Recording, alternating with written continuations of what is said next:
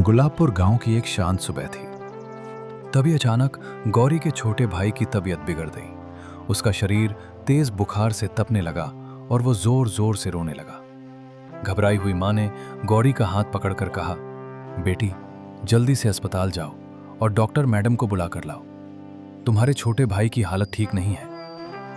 माँ की बात सुनते ही गौरी बिना एक पल गंवाए तेजी से अस्पताल की ओर दौड़ पड़ी। उसके मन में बस एक ही चिंता थी, किसी भी तरह अपने छोटे भाई को बचाना। कुछ ही देर में गौरी अस्पताल पहुंची।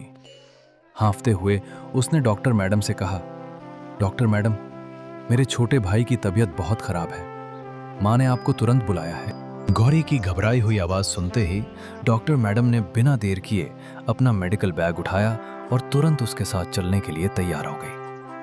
गौरी और डॉक्टर मैडम जल्दी से एक रिक्शे में बैठी। रिक्शा तेजी से गांव की गलियों से होता हुआ उनके घर की ओर बढ़ने लगा। घर पहुंचते ही डॉक्टर मैडम सीधे बच्चे के पास गई। उन्होंने उसकी नब्ज देखी, बुखार जांचा और ध्यान से उसकी पूरी जांच की।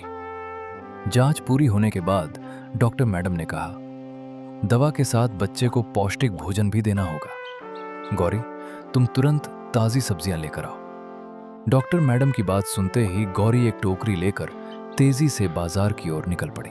बाजार पहुंचकर गौरी ने सबसे ताजी और हरी सब्जियां खरीदी, फिर बिना समय गंवाए तय घर की ओर लौटने लगी। उधर डॉक्टर मैडम ने चिंटू को अपने पास बुलाकर कहा, चिंटू, अगर तालाब से ताजी मछली मिल जाए तो बच्चे के लिए बहुत अच्छा रहेगा। डॉक्टर मैडम की बात सुनते ही चिंटू अपना जाल लेकर तालाब की ओर दौड़ पड़ा। उसके मन में सिर्फ अपने छोटे भाई को जल्दी ठीक करने की चिंता थी।